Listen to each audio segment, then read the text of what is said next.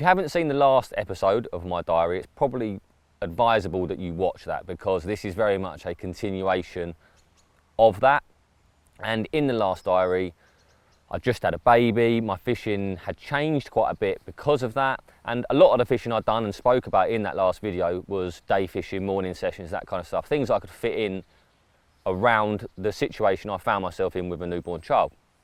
I still did lots of fishing, but towards the end of the summer, August sort of time, I had one particular trip where things really sort of came good out in the pond. That then became the start of my fishing back out in open water, which is something that during the latter part of summer and the autumn time, you know, you're always looking forward to, you're building up towards that. You know that things are going to switch and that the carp are going to start to spend more time out there, become more catchable out there. And on this lake in particular, a lot of the fishing I did in the warmer months was in close.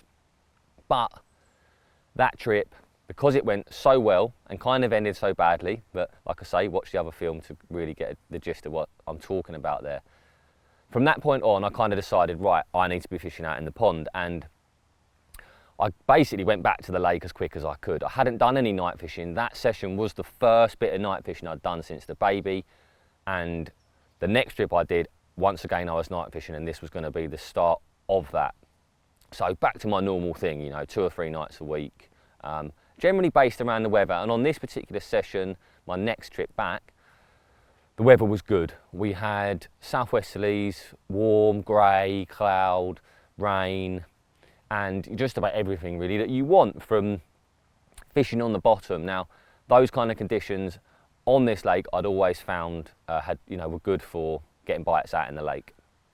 And with that in mind, I dropped back into the swim that I'd fished the previous session, where I'd had a lot of fish from, and I put a lot of bait out as I had done before. And you're fishing to like a large plateau off the side of an island basically. So there's quite a big island, quite central in the lake. And off the left hand side of that, as I look out at my swim, there's a large plateau. And it's very shallow on top, but gradually it gets deeper and deeper as the further left you go, eventually dropping down into quite deep silty water. But you know, we're still in August, maybe start of September. So it wasn't like I wanted to go straight down into the depths, but I wanted to be out in the main body of water. And because the island is in the centre of the lake, the fish, you know, they swim around it a lot. Of course they do. They can't not really. But my plan was to basically fish in around about 5 or 6 foot of water. It was probably 10 foot at the bottom and around about 3 on top. So, you know, in a nice depth. But also at a certain distance off the island, as the fish move around the island, you're going to intercept them. Not too close, not too far off, and in that sort of middle ground in terms of the depth. Out there I baited heavily, and the main reason for that, it had worked for me in the past, but I find a lot of people when they go into that swim wouldn't actually put that much bait out. So I tried to go with more bait than most would use. I was using a different bait to what most would use, and I wanted to fish really, really tight. And the reason for that again is just to try and be a little bit different. When you're talking, say, 80 odd yards, most anglers, it's not that they can't fish accurately, it's that I think when you're putting your bait out, it's easy just to chuck your spoms out there, and by doing that, they land over, say, at least a rod length, I would say. But with a little bit of concentration and a little bit of thought going into each spom, my idea was to get everything as tight as I possibly could, ideally on an unhooking mat. So before long, I had a lot of bait out and I had 2 rigs positioned on top. Like I say, the weather was good. And in the night at 3 AM, I think it was a Friday night, in the night, 3 o'clock in the morning, I've had a bite on, I believe it was my right hand rod. I've picked it up, I'm playing the fish, and all of a sudden it's just cut off. So, you know, that happens on there. Obviously I'm a bit gutted about it, but it does happen on there. There's a lot of zebra mussels, and it's sort of something you have to deal with. All the time I'm checking my lines, every time I'm reeling I check them. You know, I would have used braid ideally, but you're not allowed to use braid in there, which I think is a silly rule, but we won't go into that. The following day, conditions are still good, blah, blah, blah. I've had a bite on one of the rods. I think it was the other rod this time around, so I think it was the left-hand rod that I had the bite on. And I'm playing this fish in, and all of a sudden, I've never ever had this happen to me before, but it did on this occasion. All of a sudden, I'm looking out into the lake, and I can see my leader coming out of the water, But I didn't feel like the fish was close to the surface, and sure enough it wasn't, because as I'm playing it, my leader's come out of the water and I'm attached to another line.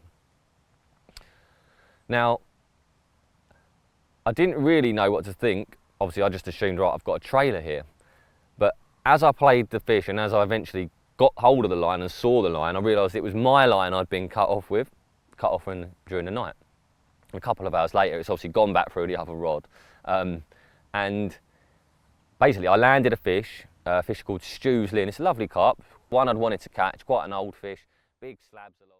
In the last diary, I just had a baby. My fishing had changed quite a bit because of that. And a lot of the fishing I'd done and spoke about in that last video was day fishing, morning sessions, that kind of stuff. Things I could fit in around the situation I found myself in with a newborn child.